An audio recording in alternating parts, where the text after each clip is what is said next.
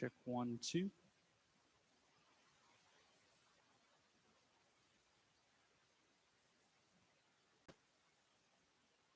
Check 1, 2.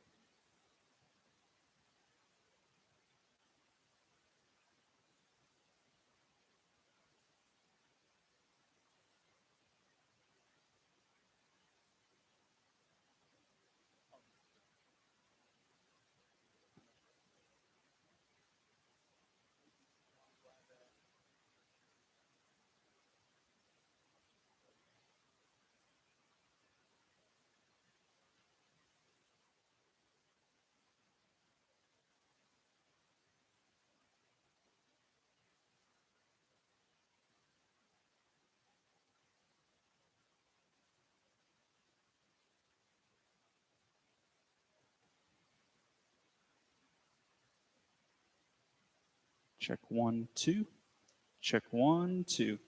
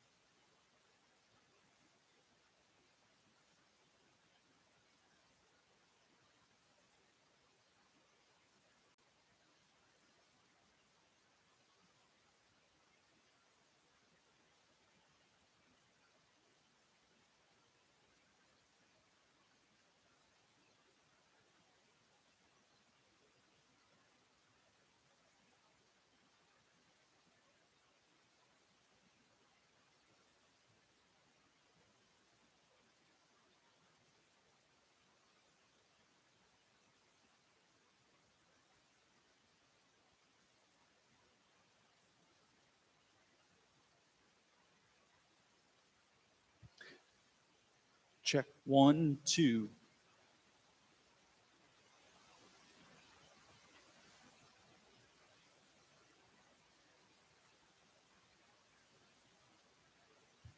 Check 1, 2.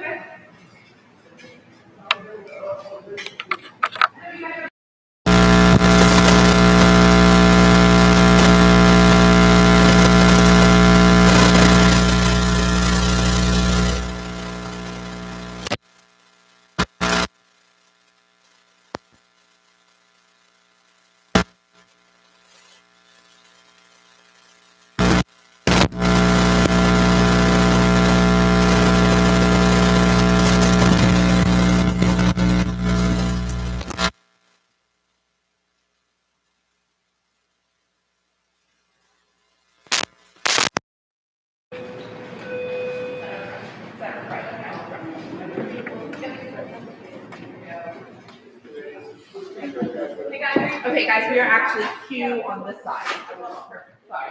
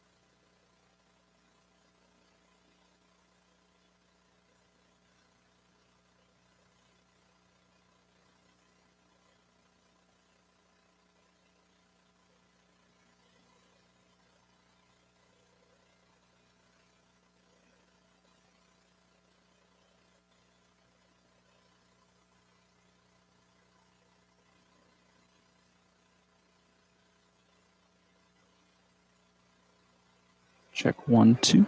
Check 1 2.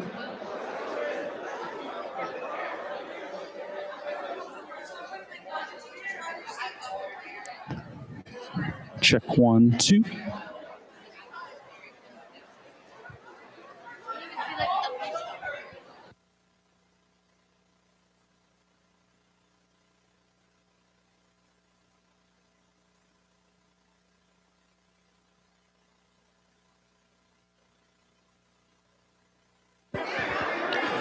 Check 1 2.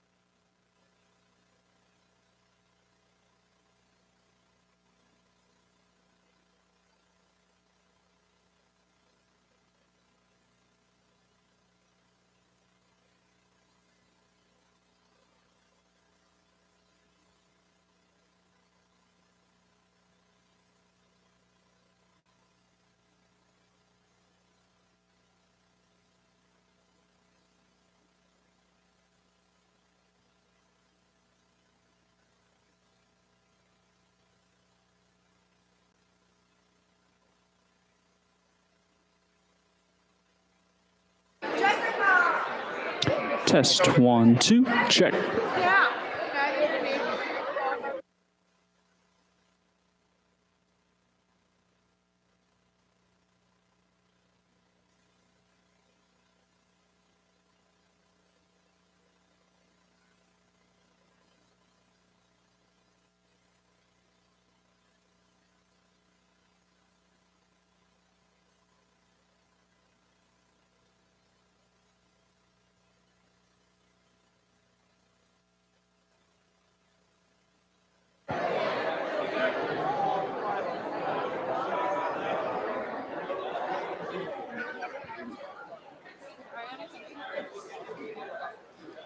Please make your way in. Find your teachers. Squeeze down the rows. Squeeze down the rows. Please make your way in. Find your teachers. Fill in all the seats. Find your teachers, find your seats.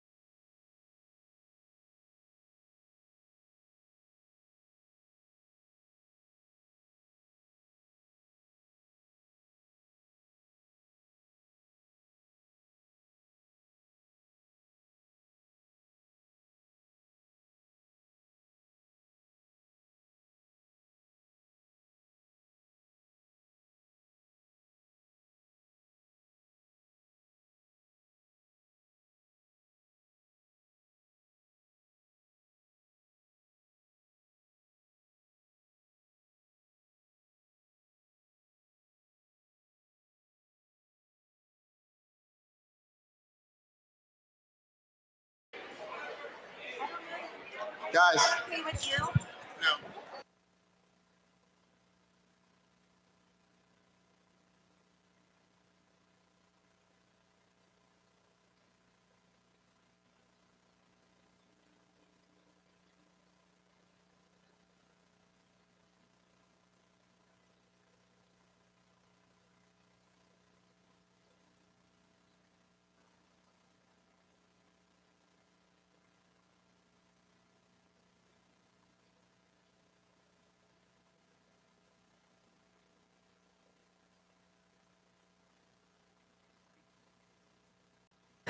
Staff members, do you mind having a seat? If you're staff here, just go ahead and have a seat with your classes. Mr. Bazemore, do you mind escorting? Yeah.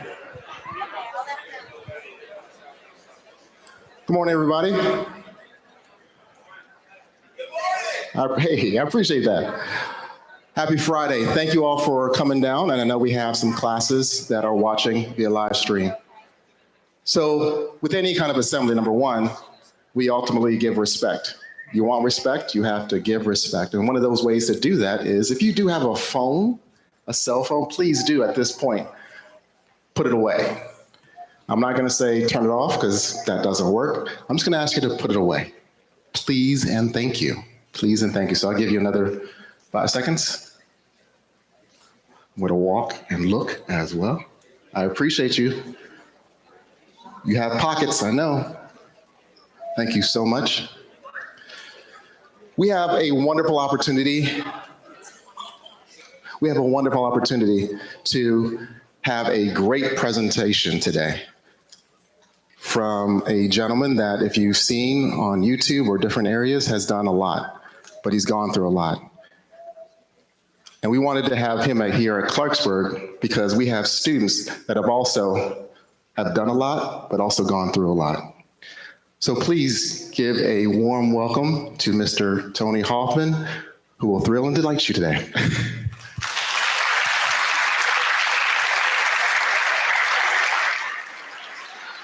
Yeah. Good morning. So before I start, I want to make sure you guys don't make the same mistake I made when I was your age. One of the biggest mistakes I made was when I came in the auditoriums and we loaded up the gym. I already made a decision I wasn't going to pay attention. And all my buddies that were sitting around me, we all said, we're not paying attention. We'd have had our phones out if we had smartphones. We'd have had our AirPods in if we had AirPods, because we didn't care. And we also felt you couldn't teach me anything. And the reason it became one of the biggest mistakes in my life that I don't want you to make today is because in 38 years of being alive, I realized the best way for us to learn, it's not in the books you go back to class in. It's by listening to other people's life experiences. Other people's life experience can shine light on your path and give you direction for your life, and it can hand you tools that you're going to need to use to get through situations that you're going to face. The other thing that I want to say before I start is some things that I'm going to say, they may be triggering to some individuals in here. And if at any point you get to that spot where you're uncomfortable and feel that you need to step out, I want you to know that you can step out. Staff, let them step out.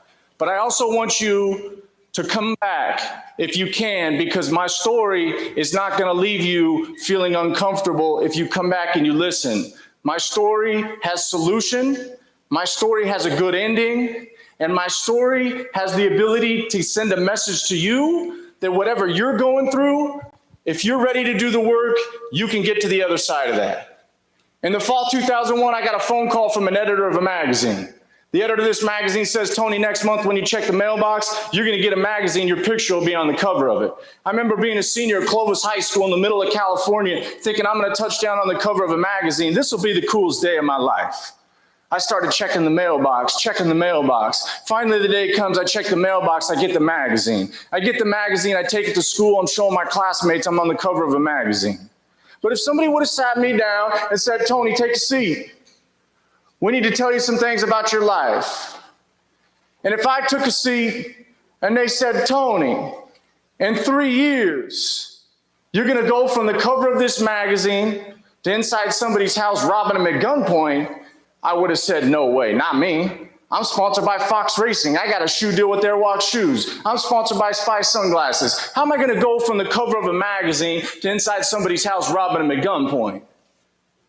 They would have said, Tony, you're going to make one choice, and it's going to change the rest of your life. I'm not here to give you a don't do drugs speech. I'm also not here to tell you how to live your life, because there's not one student in here that needs to hear either one of those things. I'm just here to tell you my life story, the way I thought about things, some choices that I made, and the outcomes that I had. But more importantly, I'm here to give you something I couldn't get and we couldn't get when we were your age. A blueprint of how mental health is attached to the things that we do and the ways that we behave.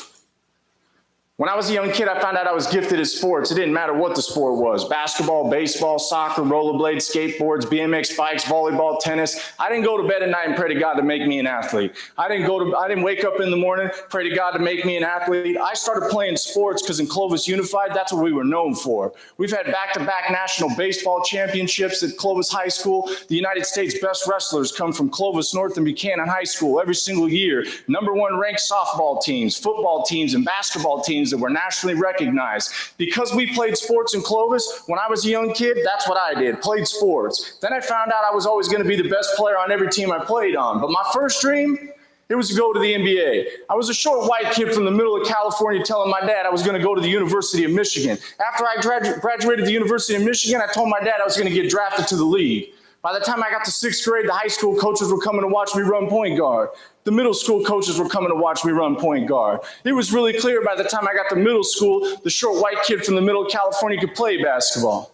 But when I got to 7th grade, some things changed that people couldn't see. And I wasn't talking about it, so they didn't know about it. But when I got to middle school, I had this overwhelming feeling that I needed to kill myself, and I didn't understand where it was coming from. The only thing I knew was that when I got to school, I felt really uncomfortable. I tried to stop myself from feeling uncomfortable. The more I tried to stop myself from feeling uncomfortable, the more uncomfortable I seemed to get. Then I had this idea that the only way I could get this to stop was just to take my life. I didn't understand at this time I was dealing with social anxiety. That was one of the things that I was dealing with. It took me 20 years to figure this out. My social anxiety, I would show up to school and I would isolate away from my peers because as I looked at everybody else, I believed that they didn't understand what I was going through. They weren't feeling what I was feeling and that something was wrong with me. So when I started isolating away from my peers, I started to get this thing called depression. The depression made me believe that I should stay in bed. The depression made me believe that I was alone in this feeling that I was having. The depression made me believe that there was something wrong with me and that by killing myself, I could fix the problem, which was me. Then I was having this experience with my father. Before these basketball games would start, I'd sit down in the seats with all my teammates, and I would look to the end of the gym. As I was looking to the end of the gym, I was having a conversation with myself. I'd say, come on, Dad. Come on, Dad. You promised me. You told me you were getting off of work this time. At 12 years old, I didn't understand why Jeff's mom came to every single game. I didn't understand why Richie's mom and dad came to every single basketball game. I didn't understand why Brent's dad, this dude's dad, not only came to the games, he came and watched this kid practice every single day. And I started to think to myself that something was wrong with me, and that's why my father wasn't showing up. And I didn't realize at that time is that the story we create about the experience that we're having is more important than the experience itself. And later in my life, I came to realize that every single person in this room, whether you're ready to admit it or not, including the staff on the sides and in the back, we all got something.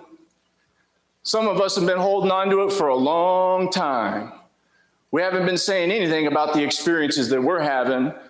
And I realize the story we create about the experiences that we're holding on to, they're more important than the experience itself, because the experience is minimal compared to the story. The story is where your behavior comes from. So whatever you're telling yourself about your experience is why you do the things that you do. See, when I was a young kid, they said, stay away from kids who smoke weed and drink.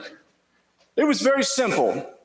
My generation was taught that individuals at young ages that smoke weed and drink and use mind-altering substances make bad decisions because they're bad people. Stay away from bad people who make bad decisions so those decisions don't become yours. And it couldn't have been any further from the truth. Because in 2017, I was about to give a keynote speech at a national conference on addiction and mental health. They gave me a brochure. On this brochure was a statistic. The only statistic I remember was this statistic. It said 68% of kids who get involved in nicotine, marijuana use, drinking alcohol, or other types of drugs before the age of 14, 68% of them have been sexually abused.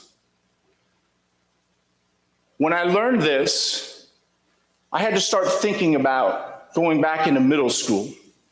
All the teachers, the parents, the principals, the superintendents that told us that these individuals were bad kids. Stay away from them. Most of the time they were removed from schools, wrongfully removed from schools, because the reality is these individuals were having an experience. The experience that they were having was bringing up very uncomfortable emotions, shame, guilt, confusion, anxiety. All of us in here, if we feel those emotions, we want them to go away. But not all of us in here use self-limiting behaviors to stop the emotions from occurring. Some of us in here don't know how to process those types of emotions. I know what that's like because I didn't know how to process the emotions I was feeling when I was your age. So I was using people, places, and things to try and comfort the experience and the emotions that I was having through these experiences. But the story I was creating, what was more important than the experience itself, because the story I told myself about my experience with my father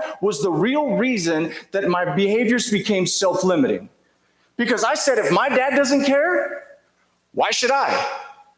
I also said, I can't, I won't, and I'll never be able. It's a belief system. Every single one of you in this room right now, especially you freshmen, you're in the process of creating this belief system about yourself. And it's based on the experiences that you're having at home and here in school. At home and here in school, you're having these experiences that are teaching you one of two things. You can, you will, and you're able, or you can't, you won't, and you're not able. The catch is, you get to decide which one it is. The hard part is the voices and the experiences around us make us believe the one that we choose. And if we're not careful, we choose the one that I chose. I can't, I won't, and I'll never be able. I had an experience, the emotions attached to it, and then the story. If my dad doesn't care, why should I? Immediately my behavior changed. Right after the basketball season ended, I got kicked out of school for selling this girl weed. She came up to me. She was looking for some weed. I said, I know where I can get some weed at. This guy in my guitar class is always smoking weed. I wanted to be validated by my peers. I wasn't getting it home because my dad wasn't ever around. See, I never spoke up. One of the things that I did that was a mistake in my life was, instead of talking about my experience, I kept it to myself. And because I kept it to myself, I never had any assistance in how to create the story that says, I can, I will, and I'm able. One of the things that I didn't have was a safe place to have a conversation. I can't go home to my parents, even at 38 years old, and have any type of conversation that has to do with emotions. It doesn't make my parents bad. It just means that they're emotionally unintelligent. And so it's on us, if we can't go home and have a safe place to have a conversation about our experiences and the feelings that it's bringing up, to find the person, the trusted adult that might be on this campus or somewhere else, it might be your best friend's parents, that you can start opening up about your experiences so you don't make the mistake that I made. Create the belief system that says, I can't, I won't, and I'll never be able. But I kept it to myself. I created a story that was completely false around feelings and an experience that was completely real. My behavior changed. I get kicked out of 7th grade for selling this girl weed. I'm 12 years old. I find a BMX bicycle. I find a BMX bicycle because my brother was racing BMX already at this time. My family said, you're going out to the BMX track. So I started going out to the BMX track. My dad says, hey, why don't you try racing? I said, all right, I'll try. I was 12 years old. By the time I was 18, I was on the cover of the largest BMX racing magazine in the world. I was ranked #1 in the country in points, sponsored by Fox Racing, Airwalk shoes, Spy sunglasses. I had these sponsorship deals that other kids didn't get that were amateurs because these companies believed when I turned pro that I was going to be one of the best in the sport. But people had no idea. When I took my helmet off, I wanted to kill myself. When I took my helmet off, I had anxiety issues. My man, put your phone away from me. You hear me? Thank you. When I took my helmet off, I had depression issues. People had no idea because they looked at my exterior and saw my success in BMX that when I didn't have my helmet on, I was struggling. My depression issues were so bad my senior year, I had Saturday school every single weekend. And if I brought my English teacher up here and she told you why I didn't come to first period every single day, she'll tell you this: Hoffman was a punk. My counselor, he'd happily walk up here and tell you the same thing. Hoffman's a punk. That's why he's not here. They had no idea, though, that the real reason was when I was at home, I didn't see my family drink alcohol, smoke cigarettes, smoke weed, or use drugs to cope with uncomfortable emotions. My parents were workaholics. They dealt with their stuff by just staying at work all day long. So I had to develop my own skills, and my own skill was self-limiting in that if I was asleep, I didn't feel them. If I was asleep, I didn't have depression feelings. If I was asleep, I didn't feel anxiety. If I was asleep, I didn't want to kill myself. I didn't realize that what I was doing was building up these habits of avoiding what I was experiencing, and I was stopping myself from healing, but also building up more of this emotional pressure. And most people didn't know I didn't want to race BMX because the average BMXer makes $10,000 to $15,000 a year. You make more money flipping burgers at McDonald's than you do racing a BMX bike. And when I was your guys' age, I thought life was all about making money. If I just had a nice car, a big house, a big bank account, a good-looking wife, all the stuff that I was struggling with would just magically disappear.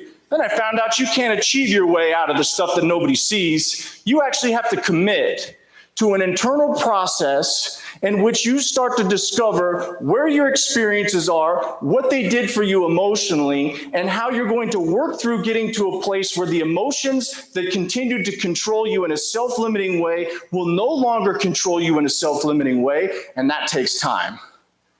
But when we're this age, we're not looking for time. We're looking for something. And if we're not careful, we find something that doesn't give us what we actually want or what we actually need.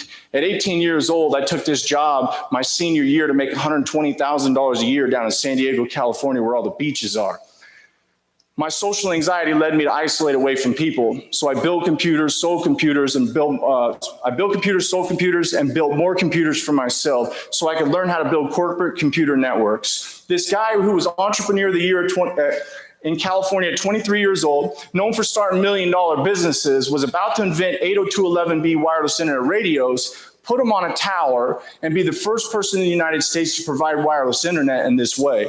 My aunt knew his wife, who connected me with him. He offered me the job my senior year in high school, and I put my gift away. When I put my gift away, I put away the one of two things that every human being needs to keep their mental wellness in check. You need a safe place to have a conversation. That's somewhere you can speak to that person about anything and not experience judgment, shame. The other thing that you need is an activity that connects you with like-minded individuals. The catch is it has to be empowering of self and other people. I had that, the activity. When I put the activity away, which was racing my bicycle, all I had was this. The conversations with myself. And the conversations with myself that I started at 12 years old always believed you were better than me. It always believed that you would never understand what I was going through. It always believed that y'all were all normal and there was something wrong with me. It didn't matter what magazine I was on. It didn't matter how many thousands of dollars worth of merchandise hit my porch from these companies that were sponsoring me. I was still struggling on the inside. And so before I went down to San Diego to take this computer job, I started going to parties when I put my gift away because I wasn't traveling on the weekends to race my bicycle anymore. So I started going to these parties. I started going to parties and I started seeing people smoke weed and drink. And I told myself, I don't need to smoke. I don't need to drink. I'm going to go make 6 figures down in San Diego. Well, I know this. The more I went to parties, the more I wandered. The more I went to parties, the more I hated who I was. I hated who I was more because when the music flipped on and we tapped the keg, I'd watch everybody dancing and having a good time while they were drinking. And I was standing off by myself looking at everybody thinking to myself, why can't I have a good time like everybody else? What's wrong with me that I'm not able to be like everybody else? So finally the day comes where I told my friends, smoke me out. I'm going to try smoking weed. My friend Steve got all excited to smoke me out. I smoked weed for the first time. I couldn't stop laughing. I thought I was having a good time, but it wasn't helping my anxiety. It didn't help my depression. Didn't help my suicidal ideation. It was connecting me with like-minded individuals. But the catch was, it wasn't empowering for self, and it wasn't empowering for others. So I told myself, this is cool, but I don't want to smoke weed every single day like my friends do. Maybe I'll just smoke once a month. The next weekend comes by. My friends circle up at a party. They say, Hoff, you want to smoke? I said, yeah, I'll smoke. But I told myself I don't want to smoke weed every single day like my friends do. Maybe I'll just smoke on the weekends. Well, when Wednesday comes by, we're on the Xbox at my boy Tone's house. My friends circle up. They say, Hoff, you want to smoke? I said, yeah, I'll smoke. Next thing you know, I'm smoking weed every single day, just like my friends do. And what we didn't understand at 18 years old was that there's a doorway that exists, and you can't see the door because it's invisible. But when you walk through this door and you step all the way in, you don't get to turn around and walk back out because you think you're done. That's not the way it works. Last week on Tuesday, I celebrated 15 years of sobriety from everything. And I have only seen people walk through this door and get out 2 different ways. One is the way 15 kids I went to high school with and 16 total people that I know went through the door and got back through the other side in caskets.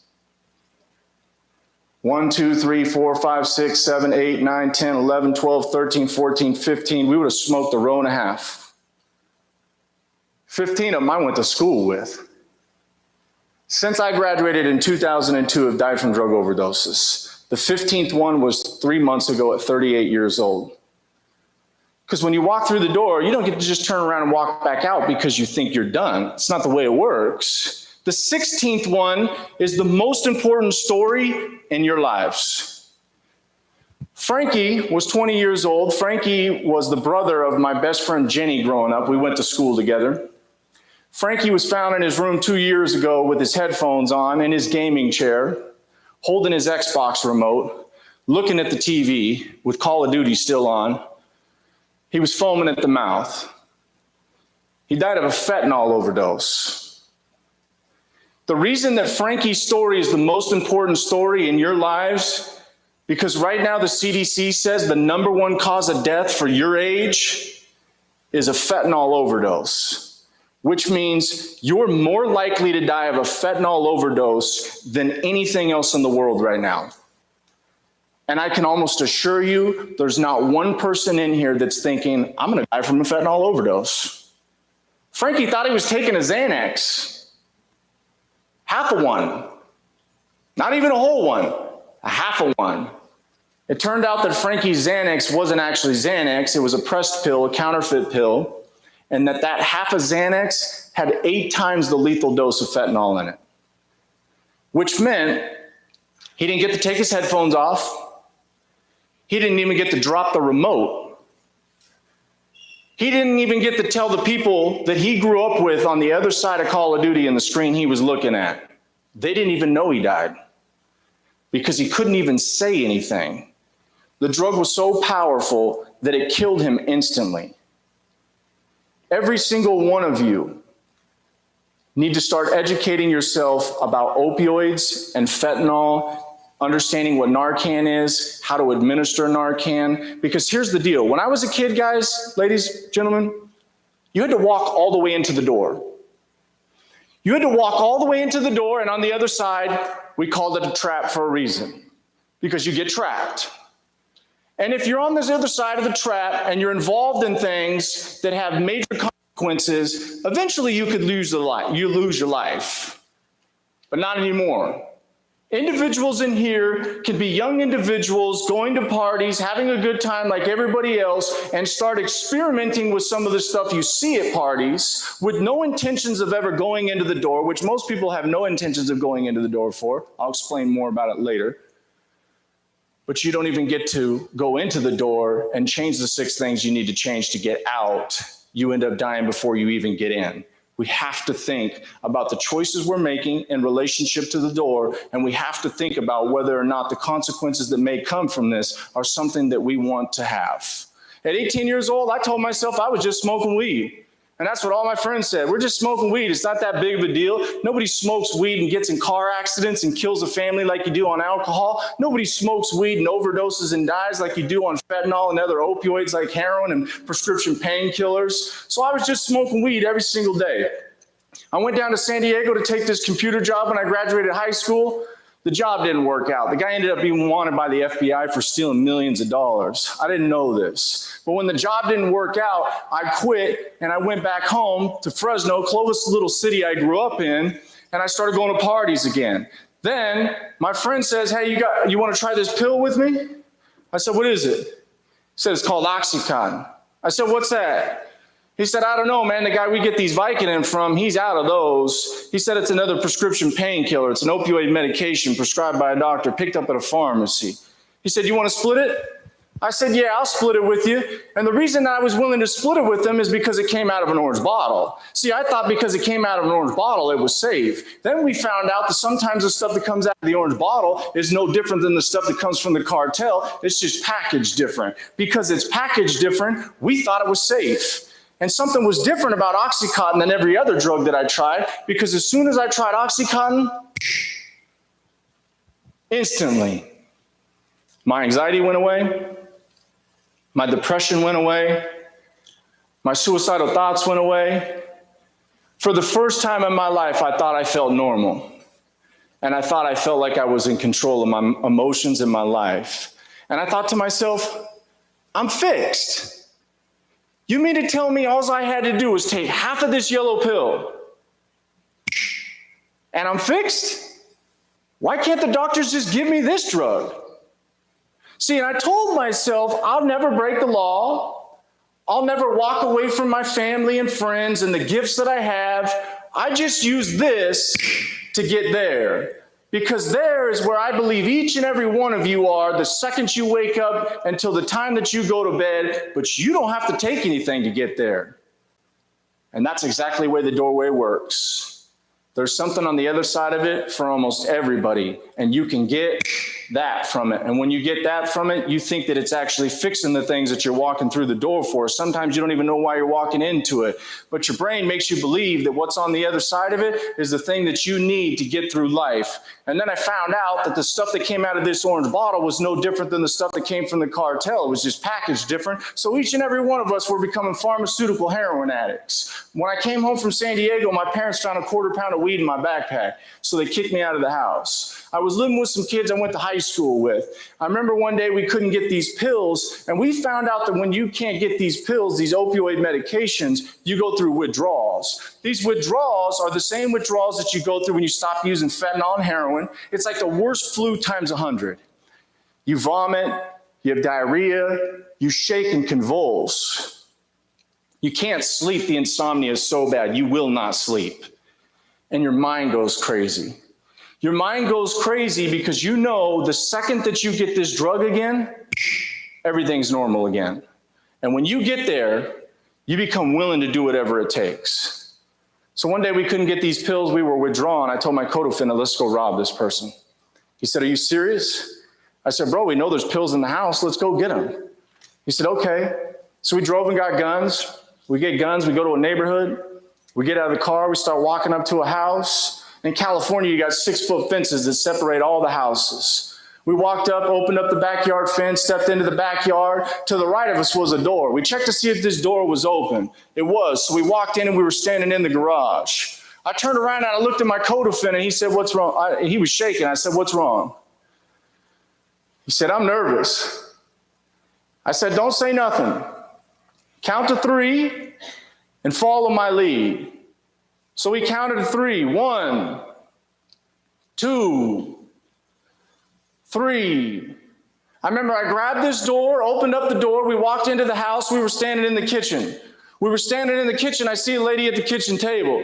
I put the gun in her face and told her, "Get up right now. I want all the Oxycontin inside this house right now. Get up." This lady gets up from the kitchen table. She makes a right down the hallway. I remember walking down the hallway, seeing the family pictures on both sides of the wall. We get to the end of the hallway and we make a left. When we make a left, I remember looking in the back of this room and seeing a deadbolt locked closet. I knew inside this deadbolt locked closet were the pills we needed to take away the withdrawals and get us back there, because the lady we were robbing was one of our best friend's moms. She had multiple sclerosis and was getting prescribed these Oxycontin pills. We had no idea that sometimes the stuff comes from the orange bottles, the same thing that comes from the cartel. Like a lot of students in here don't know that Adderall, the drug prescribed for ADHD medication, is one molecule different than crystal meth. And if you take Adderall and you haven't been prescribed it for the situation and the condition that you have, you can experience the same symptoms that an individual experiences with a meth addiction or a crystal meth addiction, because the drug itself is one molecule different than crystal meth. Some of you in here right now, as I'm explaining the mechanics of the doorway, changing the way that you behave, are going through this every single month. You're just not putting a gun in your hand, and it's for something totally different. For every student in here that's vaping right now, none of you in here can get it legally, which means you have to have a plug for the vaping products that you're using. So what happens when you can't get it the way you normally do? I already know.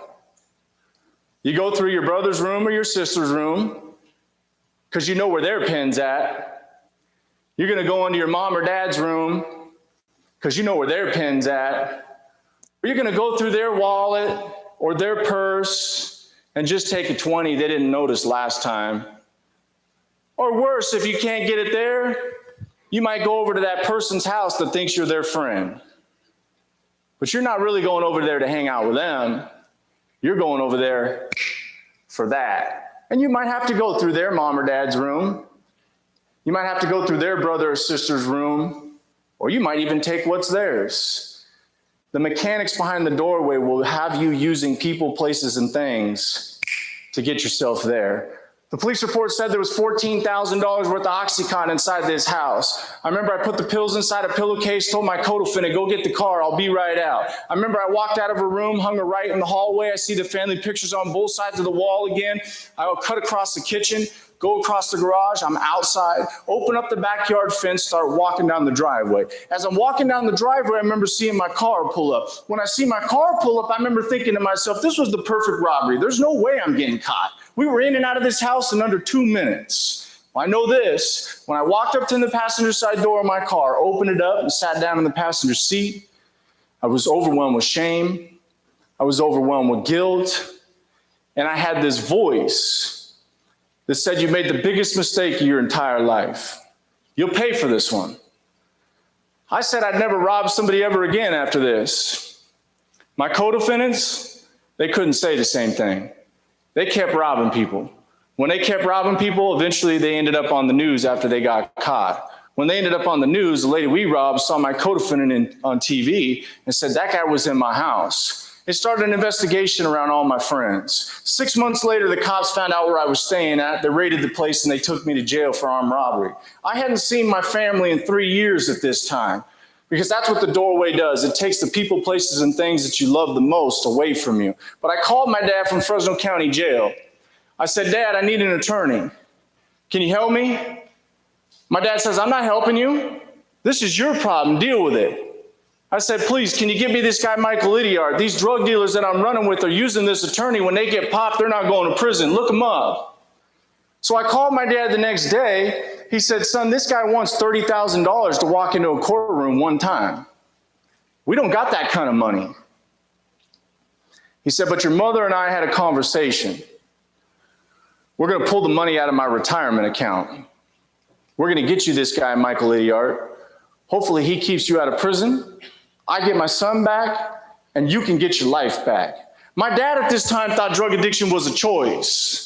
So he thought that if he just threw money at this doorway, it would pull me through the other side, and that I would just wake up to the fact that 17 and a half years for armed robbery was a consequence that was not fun, that was not better than the fun that I thought that I was getting from using these drugs. He didn't understand that if I brought a neuroscientist up here today, what we understand about addiction is totally different. A neuroscientist would stand in front of us today and say that Tony went through the door, felt that, like that, felt normal and safe there, continued to go there, and then eventually what was out of his control, which happens to some people and not other people, his brain changed. Once his brain changed, he was no longer able to make the same choices or have a line of rationale where he could think about what was going to happen if he continued doing what he was doing. So my dad didn't understand that I was going to have to change 6 things. The only way that I've seen people walk through this door and get back through the other side with their life is to change 6 things. The way you think, the way you talk, the way you walk, the places you go, the friends you have, and the things you do. If you don't change all 6 things, you stay on the other side of the door. There's a reason why you need a safe place to have a conversation and an activity that connects you with like-minded individuals, that's empowering for self and others. Because if your focus is there, you're evolving as a human being on those 6 things away from the door anyway. So at 21 years old, I went to court with Michael Idiart. I went to court with this. I went to court with a kid whose dad was a lead robbery squad detective of the Fresno PD. At that time, they didn't want to lock the cops up. They didn't want to lock the cops' kids up either. And so I went to court with these advantages I didn't know I had that some other individuals don't have. And so when I went to court, they looked at me and they said, we're not going to give this kid prison time. We're going to give him a chance to change his life. So we'll give him 5 years following probation, 1 strike on his record, and 90 days in a treatment center for armed robbery. And after I was sentenced, I went back to my pod and I called my dad and I said, Dad, I don't understand why this is happening the way it happened, because my friend back at the cell right now, he just got 17 years. Tudabug got 17 years. He was 18 years old, a high school senior. He had a Division I scholarship for football. His friends from the neighborhood picked him up. They were in their late 20s. He didn't know that these 2 guys were in the middle of a kidnap robbery. When he was sentenced, the judge told him, because he didn't get out of the car, he had to go to prison for 17 years. The truth is, Tudabug was a black kid from the west side of Fresno that grew up on a street called Strother.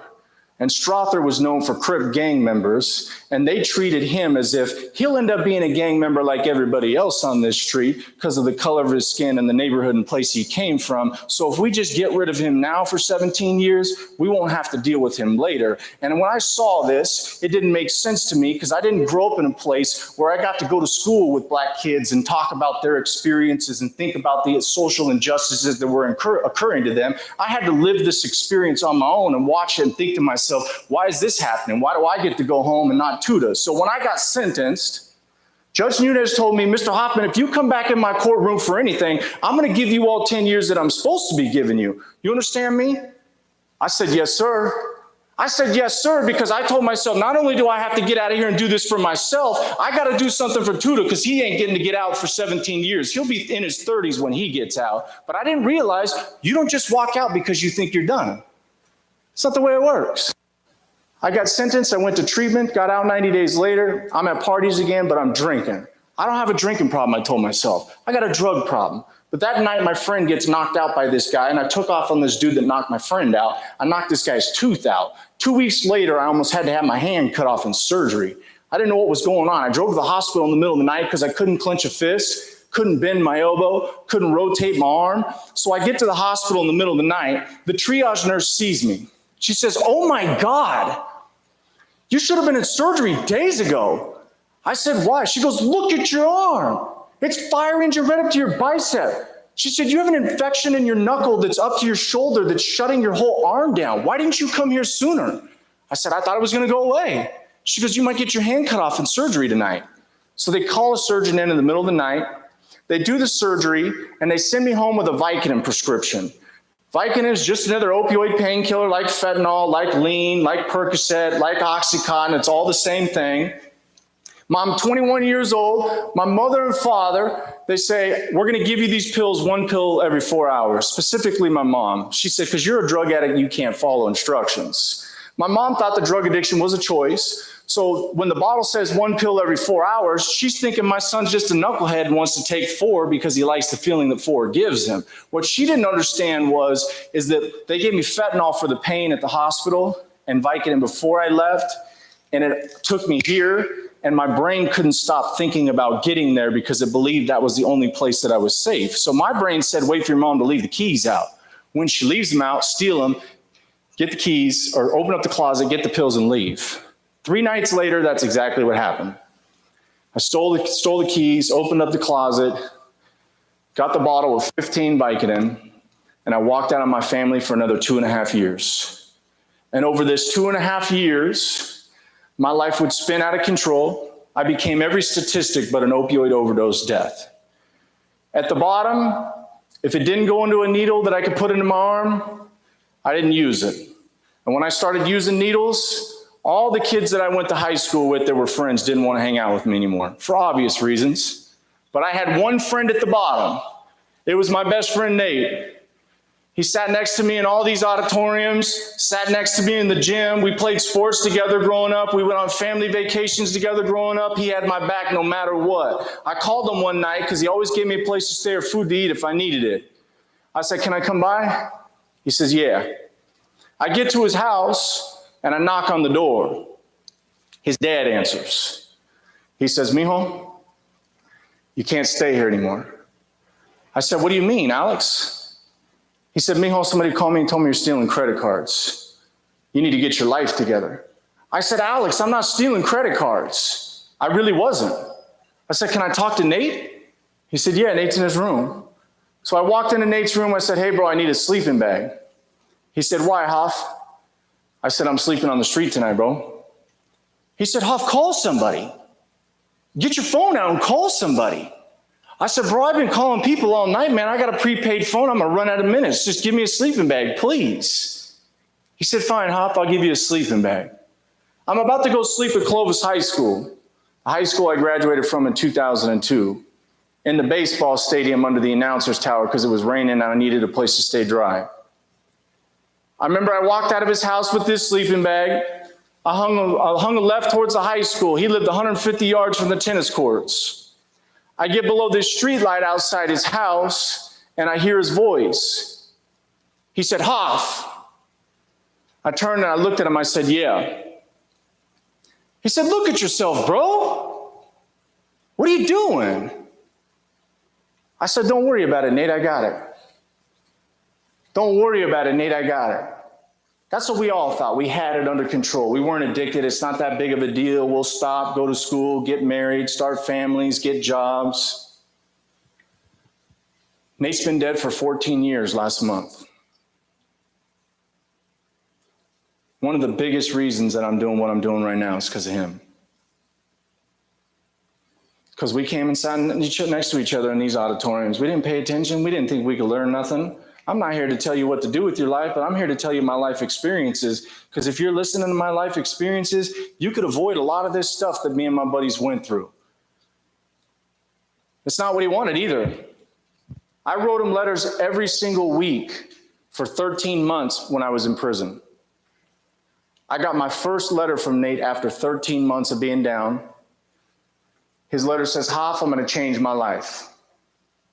You've been inspiring me with your letters. So I'm going to check into rehab. I'm going to follow your footsteps. He said, but I got to wait 2 weeks for a bed space to open up.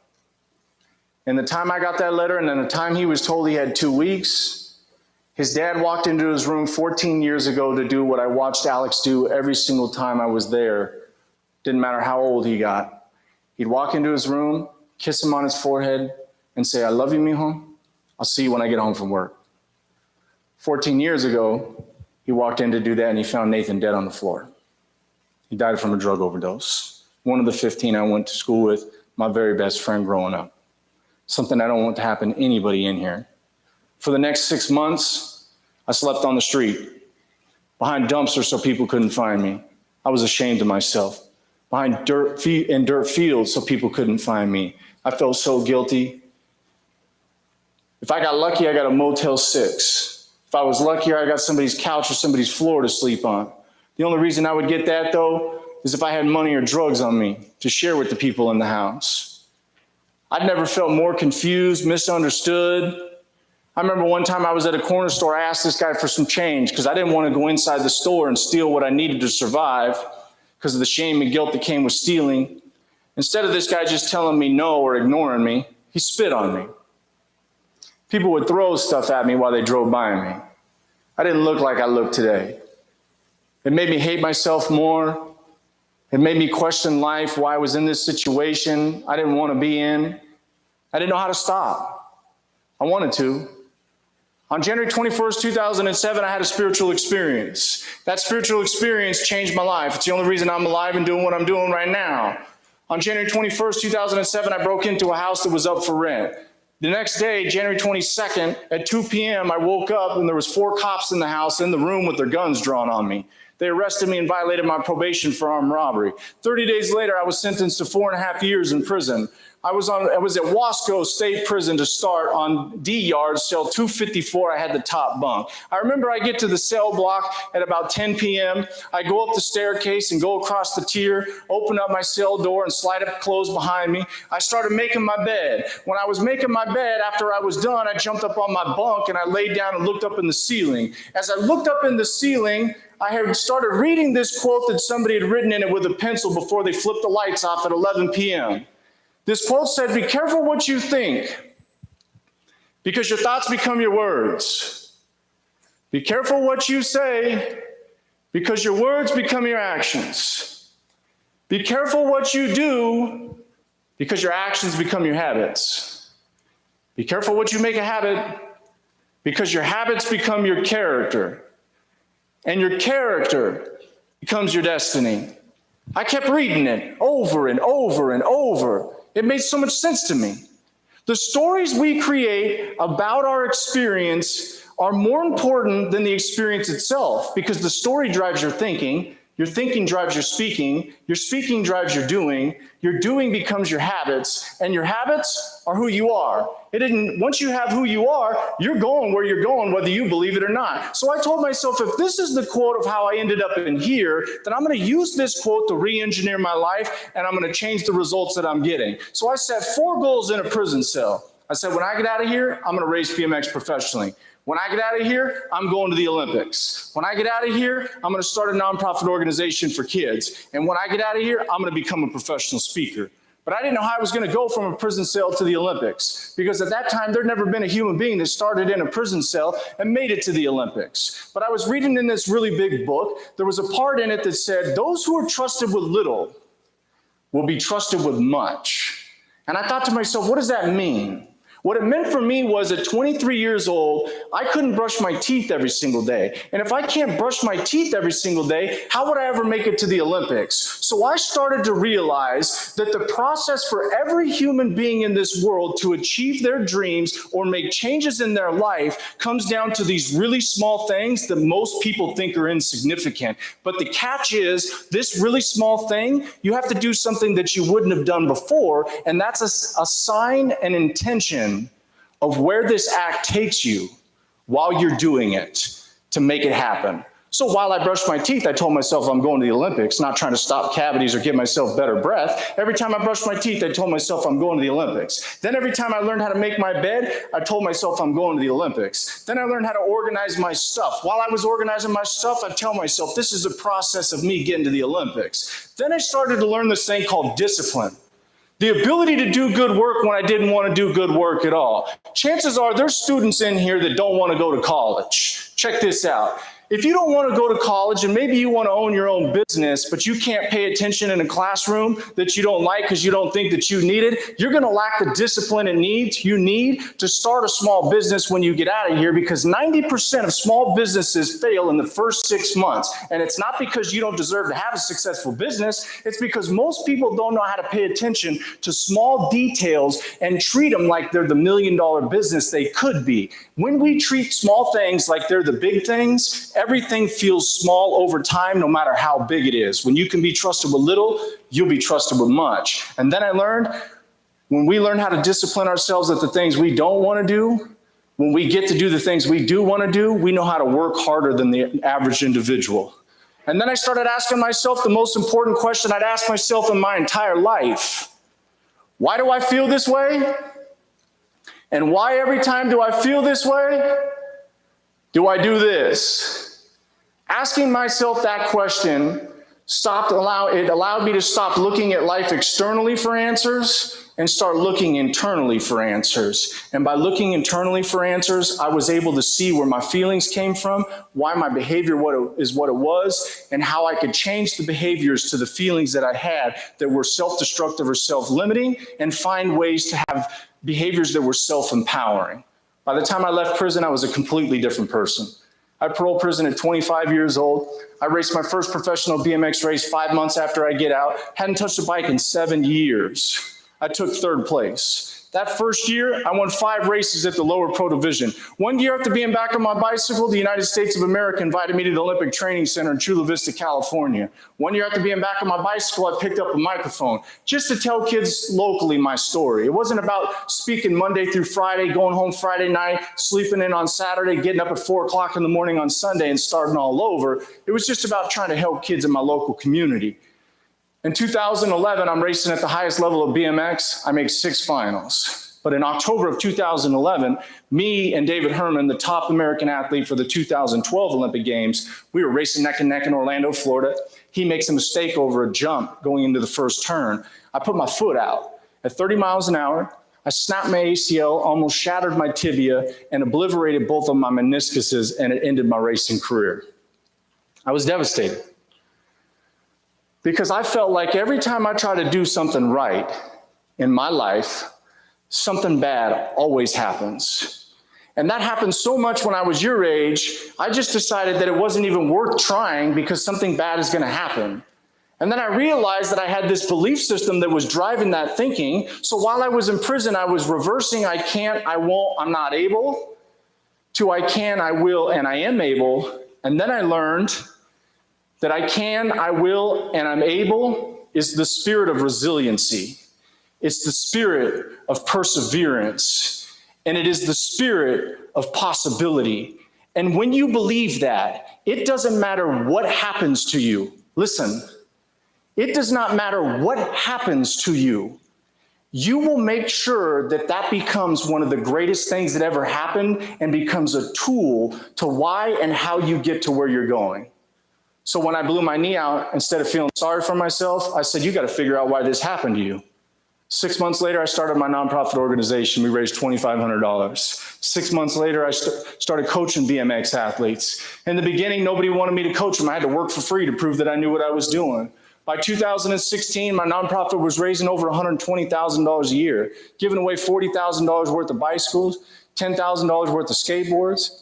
By 2016, my speaking had gone from me just being a local kid to one of the most requested substance use and mental health speakers in the country. In 2020, my story went viral. It's got over 12 million views on Goldcast. I'm up with Eric Thomas, Inky Johnson, David Goggins, these guys that I believe have much greater stories than I do. By 2016, I'd coached 2 world champions, 3 national champions, had 25 athletes from Australia to Bolivia. I became one of the biggest coaches in the sport of BMX in the world. And in July of 2016, my top female athlete, Brooke Crane, called me. She said, pack your bags, Hoff. We're going to the Olympics. In 2016, in August of 2016, I became the first human being to start in a prison cell and make it to the Olympics. I just thought I was going as an athlete when I felt it. But I made it as a coach. And for the longest time, I didn't understand why I had to make it as a coach. Then the pandemic hit and I basically lost my job. I had more time to think than I'd had since I was in prison. I realized when Brooke got there, she was in Athlete Village. She wasn't allowed to leave. She had to eat cafeteria food.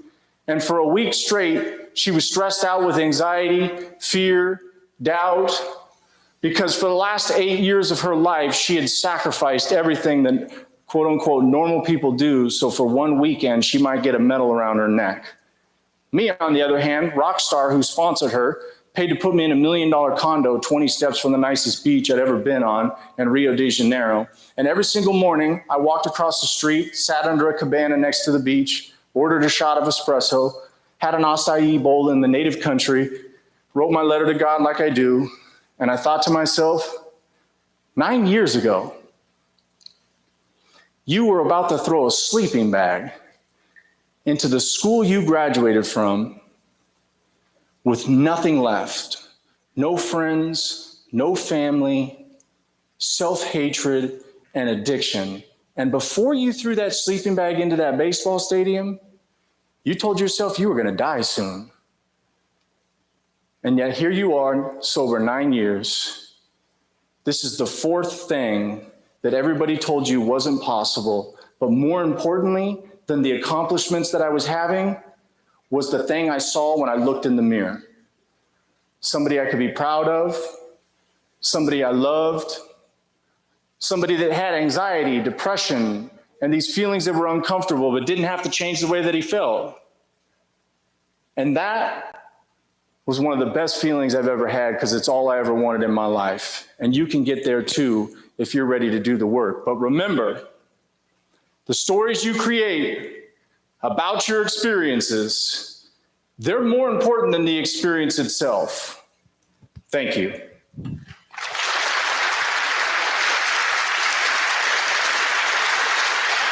Thank you.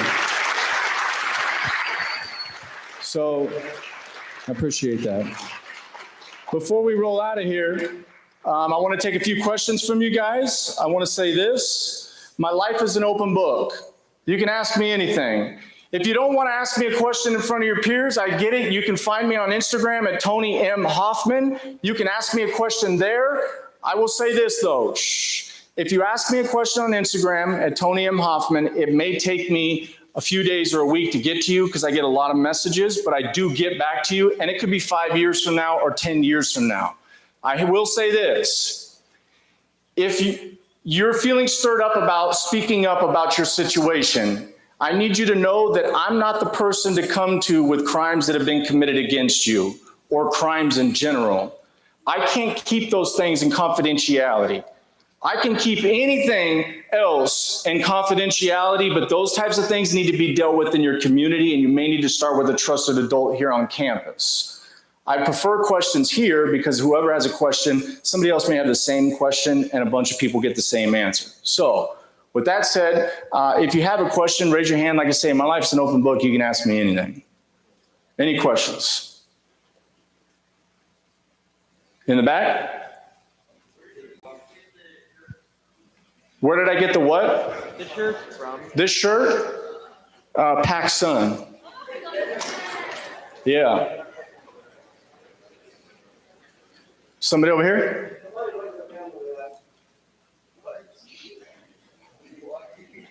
Questions? Could be anything. Yeah. Hey, fellas. Shh. We're almost done. Thank you. Where am I living right now? I moved out of California and I moved to Dallas, Texas. I'm walking distance from the basketball stadium. I wanted to be next to a basketball stadium to enjoy some years of my life. So I got Mavs season tickets. Unfortunately, we got smoked by Golden State. But yeah, I'm in Dallas now. Questions? Hang on. Yeah. Save that. Do I wish my life went differently? I think the only thing I wish is that I didn't rob that my buddy's mom. Everything else I'm okay with. I'm alive. I'm grateful for that, right? Yeah.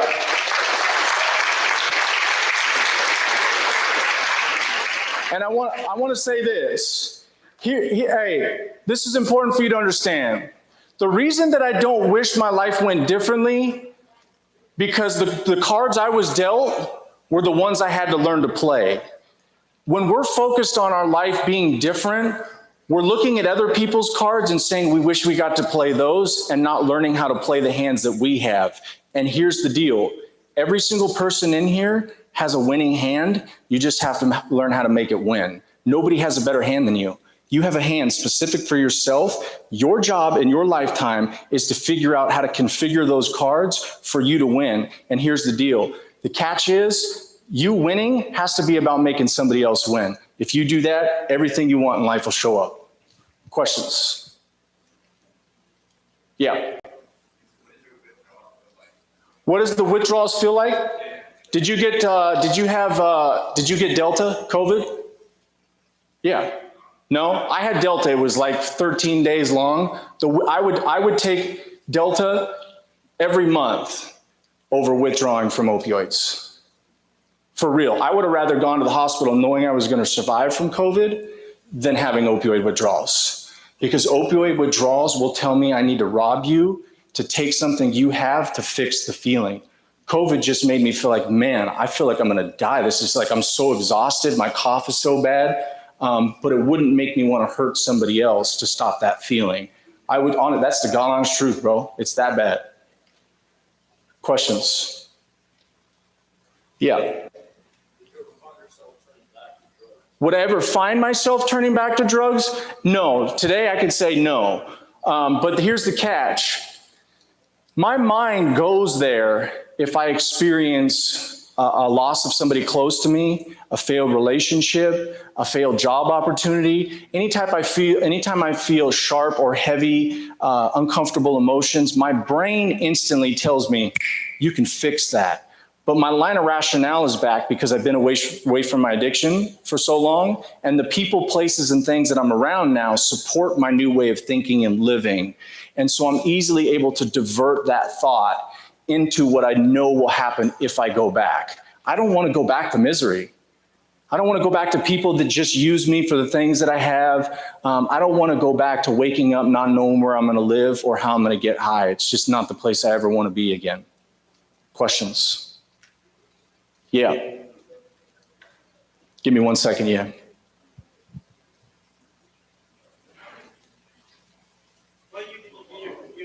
What year did I do my computer business? I started when I was 15.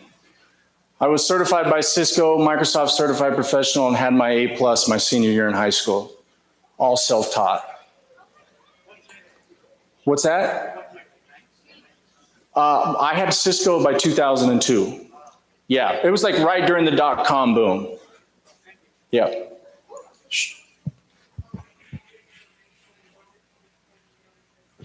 What's one thing you can do for the older generation to help the younger generation?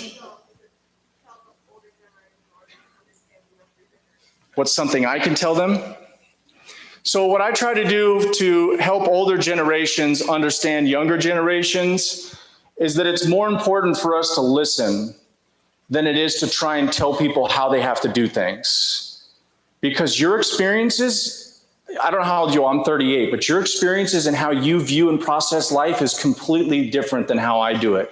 I can learn more just by listening to you and then providing you things that may be helpful in a way that serve you and your perspective in life, right? So the older generations can do something like I had a ceramics teacher my senior year. I threw clay, right? Like I was kind of like these guys are right now, right? Like they're just doing whatever they want. I would throw clay every single day in class. I did whatever I want. He finally came up to me and said, Hoffman, I got to throw you out of this class if you throw clay one more time. He said this though, what do I have to do for you to get you to stop throwing clay? For the first time in my life, somebody had actually asked me for my experience. So I was able to say, Fielding, this class is so boring, bro. Like, I don't want to build clay with my hands. I want to be on the wheel. He put me on the wheel. I stopped throwing clay, and I was able to live life the way I saw it by him just meeting me where I was at. Questions? Yeah.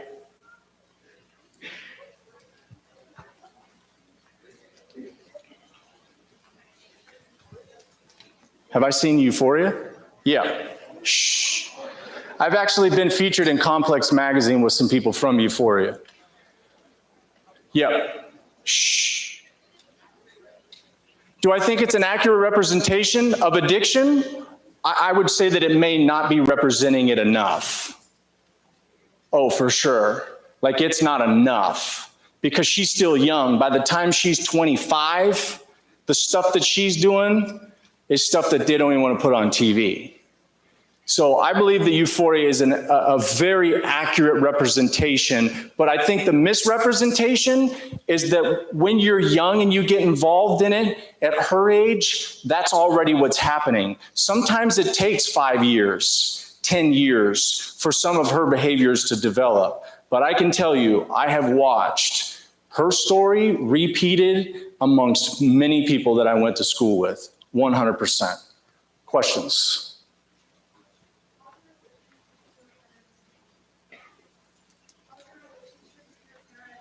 How's my relationship with my parents now? It's good. I'm grateful, but it took a long time. I wrote them letters every day in prison for 3 months. I got my first letter from my mother. It said, "Stop writing us. We don't ever want to talk to you again." I kept writing them because you can't stop the U.S. mail when you put it in the box. I was persistent. They came to see me after 6 months.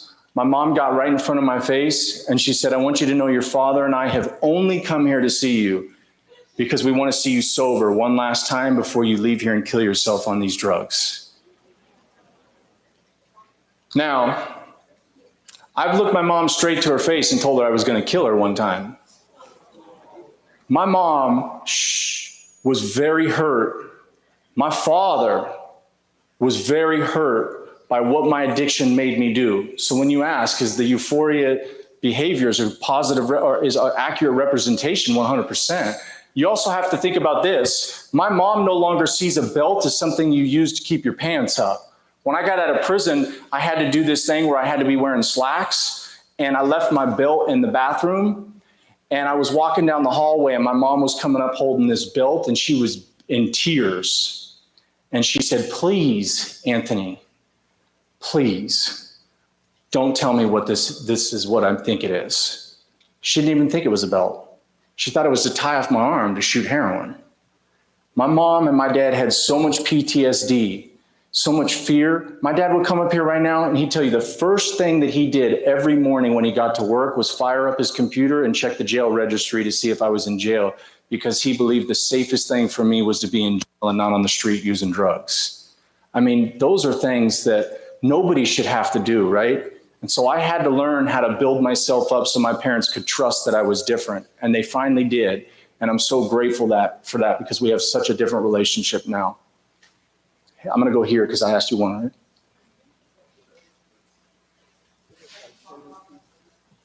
Have I talked about what? Have I been to other Montgomery County schools? This is my 10th presentation this week in Montgomery County. So I'll go home. I've been on the road every day but Saturday since March 1st. I travel all over the United States and I'm able to do this. And I speak to a lot of healthcare organizations and governments. And when I'm there, I hammer on them. You know, one of my biggest complaints is schools don't have studios.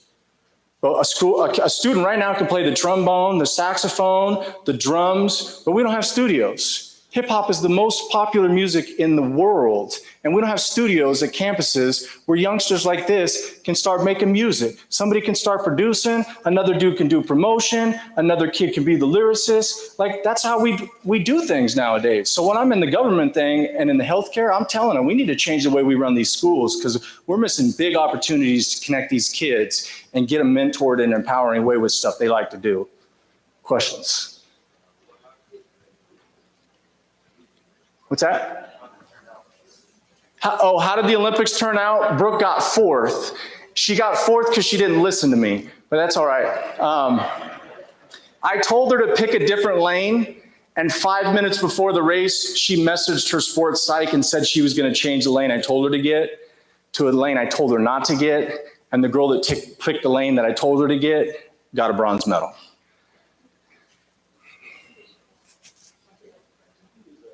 Yeah.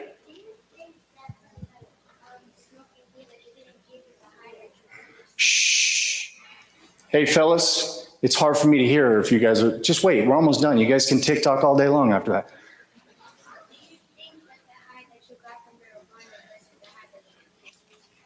Yeah, so she said, do you think the high from marijuana wasn't the feeling you were looking for, so you went to try other things? Absolutely.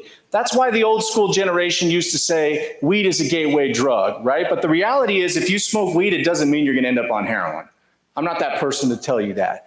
But I do know that if you go on a experimentational phase in trying to change the way that you feel, you may find that one thing that does that. And if it does that, you're in big trouble because you ain't going to turn around and walk back out because you think you're done.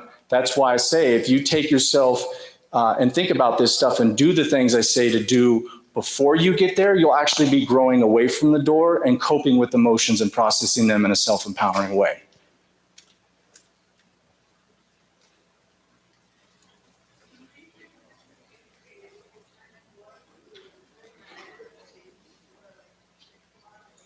Do I think if I would have communicated with my parents more, that it would have changed things or fixed a lot of things? No, because my parents didn't know how to show up for me emotionally, and they still don't. That's not their fault, though. They were raised the way they were raised, and they weren't raised to process emotions and feel those things out and then cope with them in self-empowering ways. It would have been important, or something would have changed if I was able to communicate that to a coach or to a mentor that was around me, not my family.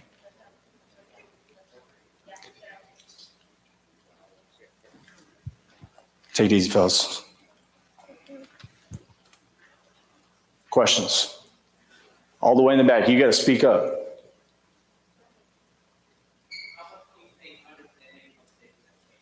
How much do I think understanding of addiction has changed? Like a millionfold, right? But we're still not in a place where people understand in the way that compassion and empathy is what we typically deploy, because there's still many people that learn from their parents that homeless people are just lazy people that need to get jobs, when that's not the truth 99% of the time. And that drug addicts deserve to be there because they chose that lifestyle. Nobody that ends up in that situation chooses to be there or wanted to be there. They originally were trying to cope with an experience. The addiction developed and led them there. And on a healthcare level, the understanding there scientifically and neuroscientifically, our understanding has grown immensely, but we still can't pre-diagnose somebody to say that you will have an addiction problem if you use substances that change the way you feel. I hope we can get there one day. Questions?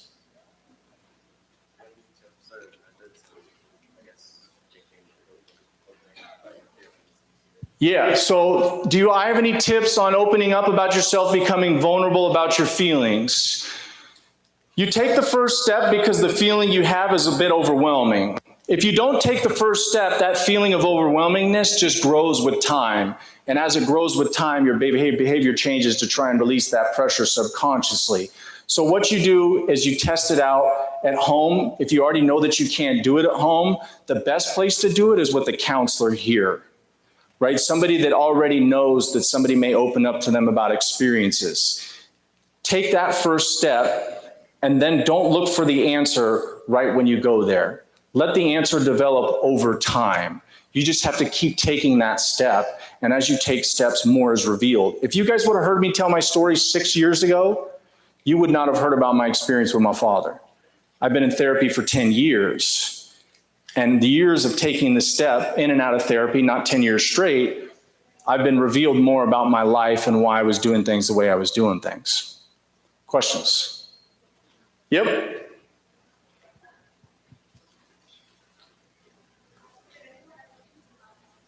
Say that louder. Did anybody ever teach me how bad drugs were?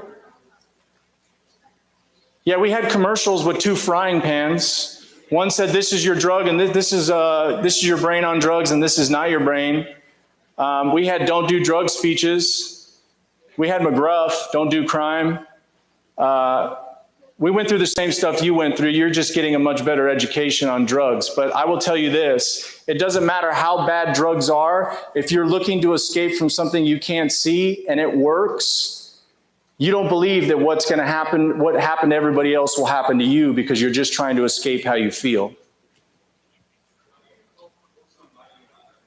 How do you help pull somebody out of the doorway? You can't pull people out of the doorway. You can help support people and give them the strength through words that they can get through the doorway. So what that would look like is, hey, I want you to know that you can pick up the phone and call me anytime. I want you to know that I support you and that I believe that you're capable of doing good things, and that if you ever need me to help you find resources for something you might need, I got your back. Yeah. What? If I could travel back in time, what is something I would tell my past self? Watch your attitude. Your attitude in life is going to drive a lot of decisions that you have.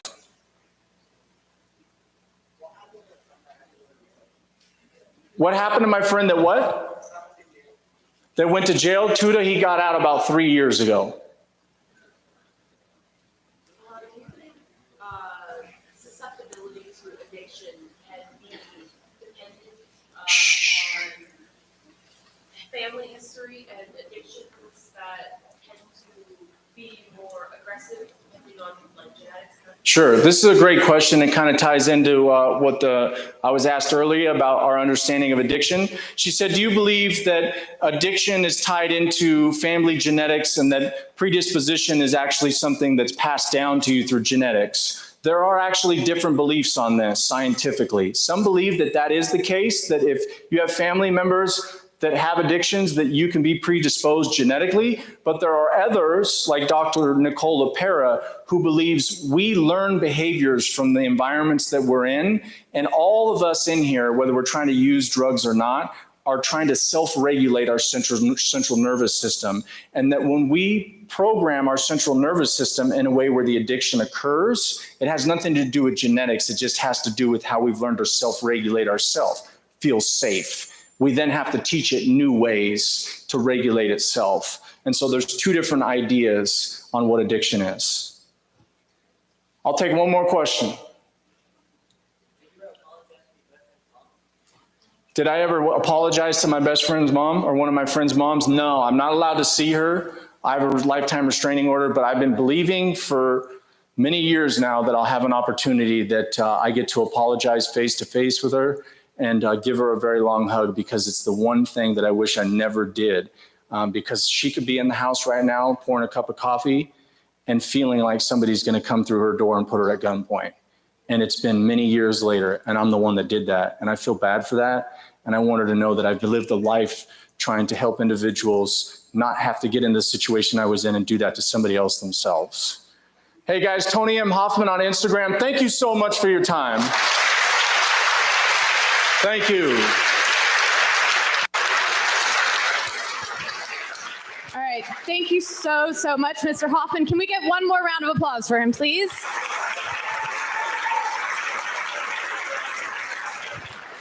All right, ladies and gentlemen, you do need to go back. Not back. You're going to your third period class. You must go directly there because they need to take attendance for you in third period or you will be marked absent.